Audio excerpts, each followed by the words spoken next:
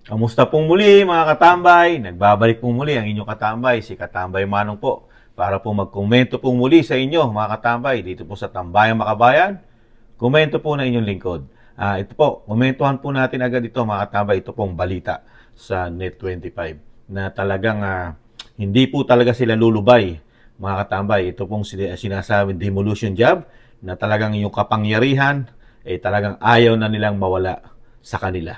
Dahil mismo, pati po ang grupo ng Makabayang Black, mga katambay, ay hindi po talaga titigilan. Dahil alam naman natin, ang grupo ng Makabayang Black ay talagang sikat na sikat at talagang suportado po ng buong puwersa po yata ng Kamara sa pamamagitan po yata ng speaker. At may bas-bas po yata ng speaker ang ginagawa po ng grupo ng Makabayang Black sa pangunguna po ito ng isang convicted, mga katambay. Convicted na, talagang meron pang power sa Kamara. Talagang only in the Philippines. Kahit convicted ka na ng korte na sa kasong child abuse, pero malakas pa rin ang loob nito mga katambay. At kinukonsinti yata ng Kamara at lalo ng speaker. At ito pa mismo ang nagpo-push na talagang i-impeach ang ating Vice President. Alamin po natin sa balita at komentuhan natin kung gaano po ka-powerful ang isang convicted na representative ng Makabayang Black, mga katambay. Maaari pa rin maghain na oposisyon sa Kamara ng impeachment case laban kay Vice President Sara Duterte. Ito po ay dahil na rin sa sinasabing paggamit ni VP Sara ng kanyang confidential funds ng Office of the Vice President na nagkakahalaga po ng 125 million pesos sa loob lamang ng 11 araw. Narito po ang aking report. Kahit na itinanggi na ng ilang mambabatas mula sa mayoriya ng Kamara de Representantes, inamin naman ng isang kongresista mula sa oposisyon na pinag-aaralan pa rin ng kanilang grupo ang pagsasampa ng reklamong impeachment laban kay Vice President Sara Duterte. Sa harap ito ng kwestiyon sa paggamit ng pangalawang Pangulo ng confidential funds ng Office of the Vice President na nagkakahalaga ng nasa 125 million pesos na ginasto sa loob lamang ng 11 araw. Sa panayam ng programang ASPN, ano sa palagay nyo? Sinabi ni ACT Teachers Party List Representative Franz Castro na hindi nila alam ang plano ng mayoriya sa Kamara, pero inaming kinokonsidera nila ang hakbang. Pangunahing basihan sa posibleng impeachment charge ang culpable violation of the Constitution, graft and corruption, at betrayal of public trust. Pinag-aaralan pa ng Makabayan itong mga masihan. Iniipon pa namin yung mga ebidensya para pag-file namin. Well, kami, kung hindi namin alam dito sa Kongreso ano yung mga move ng iba nating mga kasamahan dito, pero kami kasalukuyang nag-aaral kami doon sa sakali na merong mag-file o mag-file kami. So, hindi malayo na magpa-file din kami kung sakaling meron na rin magpa-file galing naman sa majority. Question din sa mambabatas ang issue ng hindi paggamit ng pondo ng Department of Education at DepEd nung pinamumunuan pa ito ni VP Sara. Lumalabas kasi na sa 739.35 billion pesos na budget ng DepEd noong 2023, nasa 37 billion pesos lamang ang ginastos ng kagawaran. Yes, oo. Medyo malaki yung unutilized na pondo ng Department of Education. So, hindi namin maintindihan bakit ganon. Bakit hindi nagamit ito. Kasi, kung tutuusin nga, kulang pa nga itong mga budget na ito ng DepEd, kung sa mga rekurso, sa mga textbook, sa mga, sa mga building, sa mga rooms, ay kulang pa nga talaga ito. Yung mga instructional material sa ating mga teachers, ay kulang pa talaga ito. So, bakit ganun lang kaliit yung absorptive capacity? Sa budget hearing ng House. Ayan po, nagsama-sama na po talaga mga katambay at talagang sikat na sikat po ang convicted po ng representative po ng Makabayang Black, sa grupo po ng Makabayang Black ay sikat na sikat po sa Kamara. Buti pa po sa Kamara, talagang nakakapagtaka. Meron po isang representative ng Kamara nagtatrabaho po sa Congress at halal po ito. sinasabi ng party list. Pumapayag po ang taong bayan at ang mismo ang Kamara na meron po convicted sa kasong child abuse ang namamayagpag po dito. At talagang pati po ang media. Ang media po, ang malaking media po sa ating bansa, wala pong kaso itong kanilang ini-interview. At parang baliwala po yung kaso na child abuse. Nakakalungkot lang po. Saka ito po, komentuhan po natin yung ginagawa po nila, yung pamumulitika at yung po sinasabing demolition job. Dahil sa totoo lang po, kaya po nila ginagawa ito. Dahil wala na po silang kapag-pag-asa. Sa komento ni Kamanong, wala na pong kapag-pag-asa. Ito pong sinasabing lalaban kung sakaling matuloy po o talagang tatakbo bilang presidente ang ating vice president. At talaga naman siya lang ang may karapatan at talagang nakikita ng mga Pilipino at ni Kamanong na siya lang ang talagang pupwede at magiging presidente dahil sa nakikita po ng ating mga kababayan, lalo ni Kamanong, malaki po ang magiging pagbabago at potensyal ng ating bansa, lalo po sa nangyayari po ngayon sa ating bansa na ang nagkakawindang-windang po ang ating bansa, lalo po sa kaperahan, di umano. Nakikita nyo po ang kaperahan po ng mga taxpayer, natatangay po ng baha. Nawawala pong parang bula yata at dinadala po sa napakalalaking numero ng ayuda na alam naman po ng ating mga kababayan at komento ni Kamanong malaki rin po di umano ang korupsyon dyan pagka nilalagay mo sa ayuda ang pera ng taxpayer, mga katambay. At syempre po, yung sinasabi nga po mismo, lagi ko pong sinasabi sa aking vlog, ang laging sinasabi ni Vice President, yung ginagawa po ay planado. Demolition job po. Dahil magmula po nung hindi na po siya kaalyado nito ng Presidente Marcos sa Bagong Pilipinas, nag-umpisa na po, di ba? Kung paano po siya bakbakan at yung sinasabing siya lang yung magiging tinik na doon sa mga sinasabi ni Vice President, ano po yun? Number 1, kapangyarihan. Di ba? Ayaw nang mawala sa kanila. You know? Tapos yung huli, pera. At dinagdagan pa ng droga ni Vice President Sara Duterte na ayaw na nilang mawala. At nung mahawakan nila ito, di ba? Talagang sobra na ang pagiging greedy, di umano.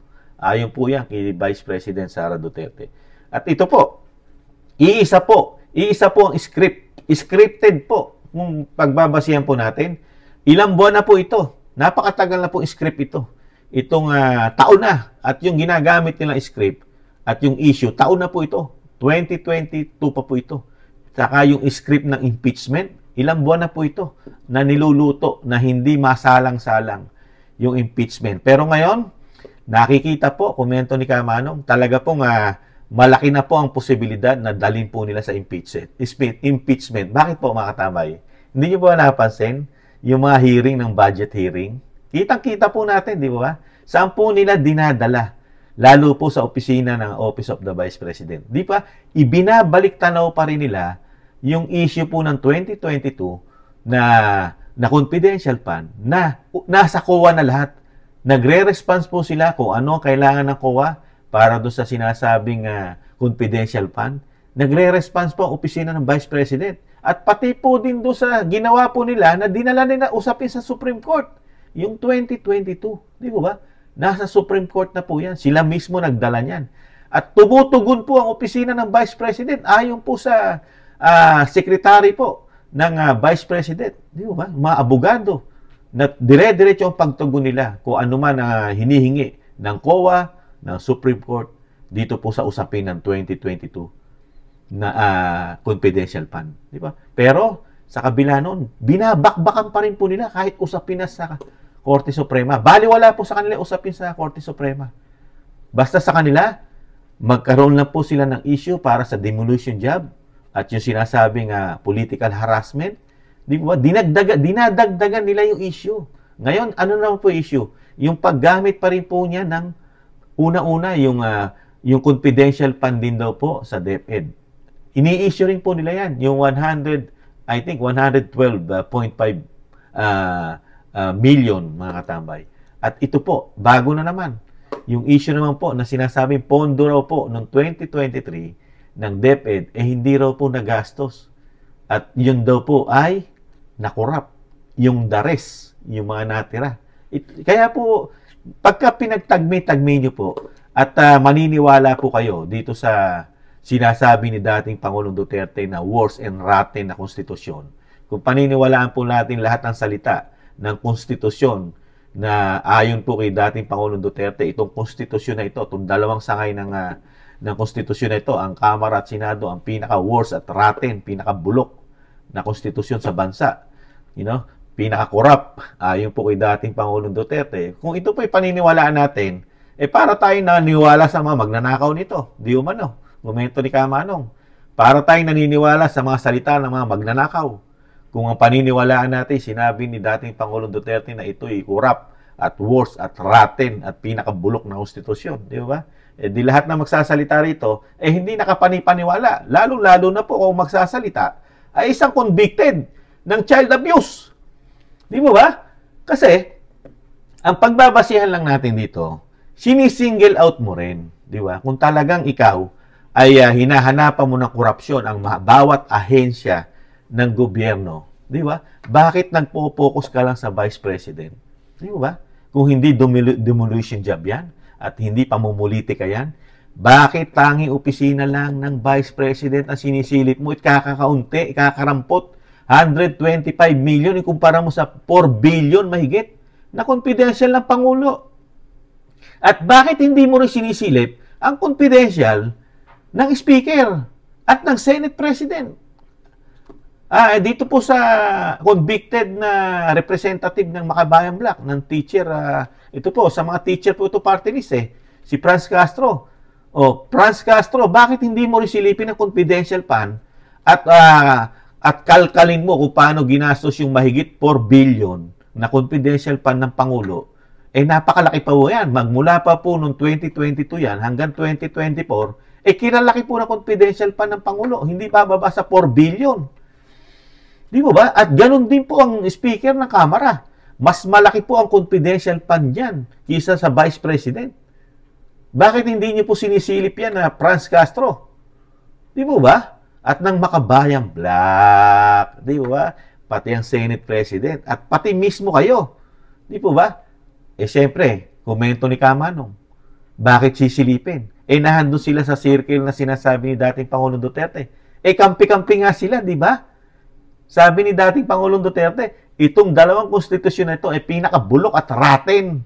Nahandun sila sa circle ng bulok at rotten at corrupt na konstitusyon, itong dalawang ito. Di ba? At meron po kasi ito pinangahawakan na sila hindi mo basta-basta may audit, di ba? Dahil sa ginawa ni dating Pangulong, ni dating Senador Pampilo Lacson, di ba? Na very, very special po sila. Na hindi po sila basta-basta pwedeng i-audit ng COA, di ba? Kaya ito ay matatapang.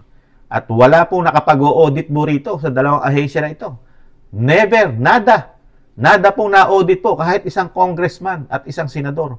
Wala tayong nadinigan na naging issue po ng mainstream media ang hindi nila paggamit, hindi nila tamang paggamit ng kanilang mga pondo at hindi nila tamang paggamit ng mga kanilang mga extraordinary. May mga extraordinary po kasi sila ayon po kay Sasso Trugandos at kay dating Pangulong Duterte. Napakarami po nilang extraordinary. Katulad po ng extraordinary fund, extra classified fund, at siyempre extra confidential fund, at siyempre extra travel fund. Ang mga ito. Di ba? Pero, hindi nila tinatakil yan. Dahil siyempre, sikreto nila yan Malaking pera yan. Kaya nga sabi ni dating Pangulong Duterte, itong dalawang konstitusyon ito, ang pinaka-corrupt na konstitusyon sa bansa. Pinaka-bulok. Pinaka-rotten. Ayon po kay dating Pangulong Duterte. Kaya nga hinahamon nga po yan, di ba? Open the book. Ibuksan natin ang ating mga libro. Napakatagal ng panahon na hindi nabubuksan ang libro ng dalawang ahensya na ito. Di ba? Ang Kamara at ang Senado. Dahil nga, bulok na bulok. Ayon po kay dating Pangulong Duterte. Nakakalungkot lang po. Pero ito po, yung nakikita po natin yung demolition job, di ba? Nakita nyo, nananahimik, tahimik ang Pangulo. Walang kibo. Dito sa issue ng Vice President, walang kibo. May malalaking confidential pa yan eh. Tahimik yan. Hindi kikibo yan. Napakabait.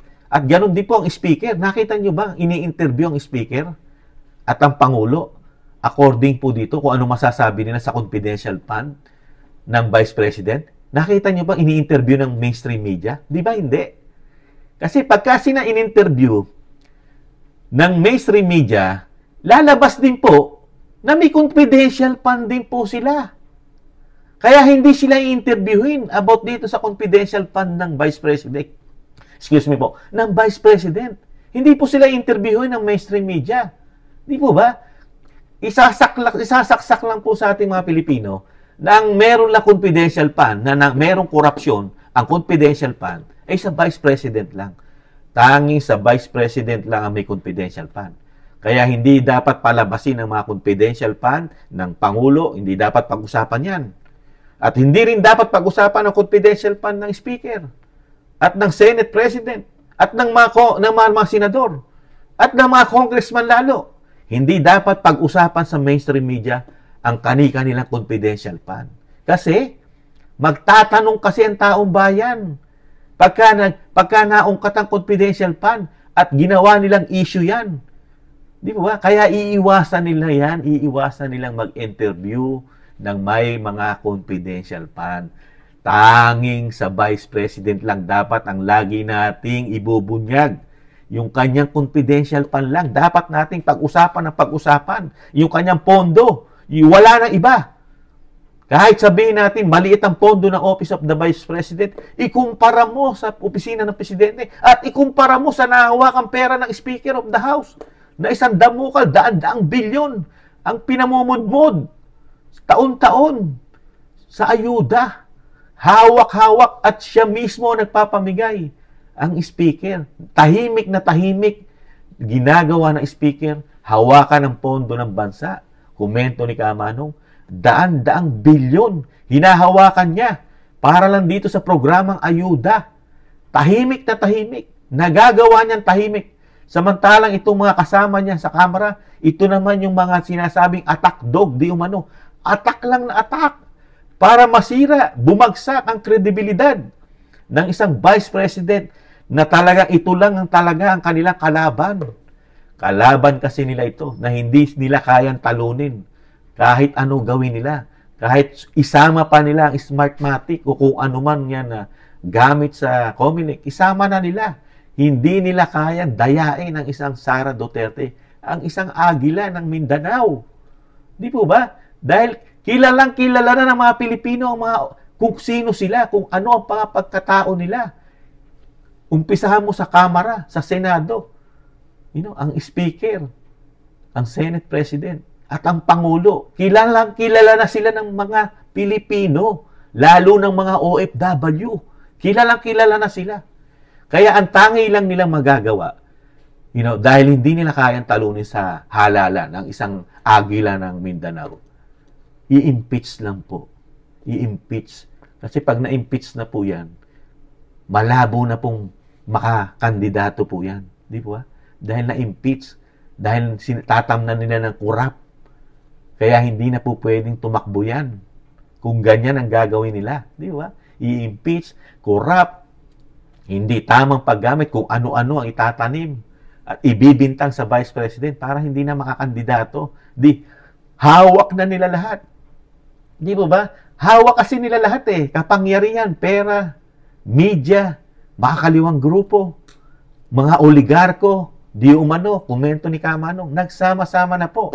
At baka nga, pati mga drug lord, di umano, mga katambay, komento ni Kamanong, baka kasama na rin dahil sa kailangan nila ng malalaking pera, lalo sa darating na halalan next year. Kailangan manalo yung mga manok nila para yung sinasabing puwersa, magamit pa rin nila yung puwersa hanggang 2028. Di ba? Kasi, dire-diretsuhin nila yan hanggat hindi nila napapabagsak ang agila ng Mindanao. Hindi nila tinatantanan yan, mga katambay. Dire-diretsuhin nila yan. Kasi, ang pakinabang po kasi sa kanila, komento ni Kamanong, sila po kasi makikinabang pagka nawala sa pwesto ang isang Vice President. Sila na mismo. Kopo na nila lahat ng kapangyarihan. Magmula sa taas hanggang sa lower house. Kanila na lahat. Hawak na nila. Di po ba? Tanging Vice President lang ang pinaka-tinik. Nag-iisang tinik lang po sa kanila ang Vice President. Dahil malapit po ito sa Presidente. Pangalawa po ito sa pinakamakapangyarihan. Di ba? Ano man ang mangyari sa Pangulo, Presidente po agad ito. Ang agila ng Mindanao. Kaya gagawan po nila ng paraan sa pangunguna po ngayon ng convicted na representative na si Franz Castro na talagang hindi po nila lulubayan ito tamnan, gawa ng issue para po maikabit sa impeachment. Dahil unang-una, kailangan mawala ang Vice President. Dahil unang-una, pag nawala po yan na impeach, sino po makikinabang? Di ba? Laging sinasabi ni Kamano, sila ang makikinabang. Sino ang magiging Vice President? Dalawa lang yan. Kung hindi ang Senate President, ang Speaker of the House. Di ba? Kung ano man ang mangyari sa Pangulo, uupong Presidente, ang Senate President o ang Speaker of the House. Sino ang magiging Vice President? Sila pa rin. Kung hindi ang Senate President, Speaker of the House. Pag nawala ang Pangulo, sila pa rin tatlo. Tatlo sila na may kinabang. Kaya kailangan mawala si Sara. Si Vice President kailangan mawala sa eksena dahil siya yung pangalawa. Pangalawa po siya. Kung mawawala yung pangalawa, silang tatlo na lang matitira. Di po ba? Presidente, Speaker, at Senate President. Kahit anong mangyari sa Presidente, sila pa rin ang doon sa circle. Yung grupo pa rin nila. Di po ba? At syempre, happy po sila. Dahil wala nang kukwestiyon at wala na magiging oposisyon na nagmamahal sa taong bayan, nagpapahayag ng tunay na nangyayari sa bansa. Tunay na ginagawa nila. Kasi nabunyag po sila eh. Binunyag po sila ng isang Vice President, ng isang agila ng Maynila, kung anong klase silang mga politiko dito po sa nasyonal. Dahil napunta po siya ng nasyonal, dahil isa po siyang mayor ng Davao. Nung mapunta po siya ng nasyonal, nakita niya po ang sinasabing lakaran, ang sistema, kung paano po humawak ng malalaking pera ang nasyonal. Lalo po ang Kamara, Senado, at ang Pangulo. Tinatangay lang po ng baha ang bilyong-bilyon. Napakadali nilang maglipat ng pera galing sa PhilHealth. Napakadali nilang gumawa ng sinasabing dalhin sa Maharlika Fund yung mga pera. Di ba? Napakadali po nilang gawin. Nakakita po ng Vice President yan. Kaya, ibinunyag niya sa mga Pilipino. Kaya nagising ang mga Pilipino. Nagising tayo kung paano po sila humawak ng pera na ubod ng laki na nadadala lang. Hindi natin alam kung gaano kalaki di umano ang korupsyon nito. Nadadala sa ayuda. Di ba? Nadadala sa confidential fund. Nakilaki-laki ang mga pera ng mga Pilipino. Ang pera ng taxpayer napupunta sa confidential fund na bilyon-bilyon. Travel fund, bilyon-bilyon. Di ba? Extraordinary, bilyon-bilyon. Classified fund, bilyon-bilyon. Isama na natin siyempre travel fund, di ba? Ganon po kalalaki ang taxpayer na nakukuha po nila yung taxpayer natin na bilyon-bilyon at nakakautang pa tayo sa labas ng bansa. Kaya ito, magigising po ang mga Pilipino rito, mga katambay.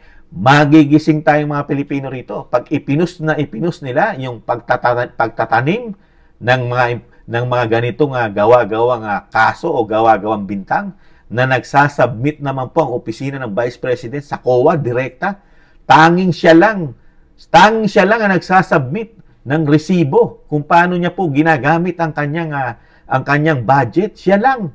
Nabalitaan po ba natin sa social media, sa mainstream media, na nagbibigay po ng mga resibo kung paano nila ginagastos sa opisina po ni Franz Castro, ng convicted na representative, at ng speaker, at ng kahit Pangulo. Ang Pangulo po ba, nabalitaan natin sa mainstream media, na kumpleto po nagbibigay ng mga resibo kung paano niya po ginagastos yung kanyang confidential fund? Ganon din po ang speaker at ang Senate President. Nabalitaan po ba natin yan? Kahit sa COA, naglatag ba ang COA na ang presidente ay nagbibigay rin ng kanilang resibo kung paano nila ginastos ang kanilang confidential fund. Ganon din ang Speaker at ang Senate President. Hindi, di ba? Tanging ang Vice President lang ang nagpapasa yata, mga katambay. Siya lang. At siya rin yung pinagbibintangang nagkukurap at nagnanakaw. Kung sino pa yung nagsasubmit ng mga resibo at gastos. Ikumpara mo rito sa mga very confidential ang kanilang mga budget. Lalo na yung sinasabi ni dating Pangulong Duterte. Pinaka-corrupt, pinaka-rotten, pinaka-bulok, pinaka-worst na konstitusyon. Ang paniniwalaan ng taong bayan. Paniniwalaan ni Kamanong, itong nabulgar na yung kabulukan nito, nandoon mismo, nagtatrabaho ang isang convicted, at paniniwalaan natin mga Pilipino, ang isasampang impeachment ng isang convicted ng child abuse ng Makabayang Black. At yung grupo na ito na sumusuporta ayon mismo sa Vice President, sumusuporta sa mga kaliwang grupo sa NPA na dinadala ang ating mga anak sa bundok. Sila-sila po ito. Dito tayo maniniwala. Di ba? It's amazing. Kaya dito sa ginagawa nila ito, lalong ginagalit nila ang taong bayan. Ginagalit nila ang sambayanan, ang mga Pilipino, pati ang mga OFW, buong Pilipino, ginagalit nila sa ginagawa nila. Ang trabaho lang nila, ipolitika, demolition job, political harassment ang mga Duterte, lalo na ang isang nagtatrabaho. Ito lang ang nagtatrabaho sa ating bansa ngayon na hindi namumulitika. Never nating nakitang namumulitika ito si Vice President. Sumasagot ito. Hindi siya namumulitika, sumasagot lang sa mga bintang nila, di ba? Sa mga paratang. Pero sila, dire-diretso ang pamumulitika. Dahil nga, nahandoon yung scripted. Parang may director. Meron yata director na gustong maging Prime Minister. Di po ba? Yung Prime Minister po yata ang gustong maging Prime Minister. Parang ito po yata yung director. Di umano. Nagdi-direct. Di ba? Kayo po, ano po sa tingin niyo, mga katambay? It's amazing, di ba?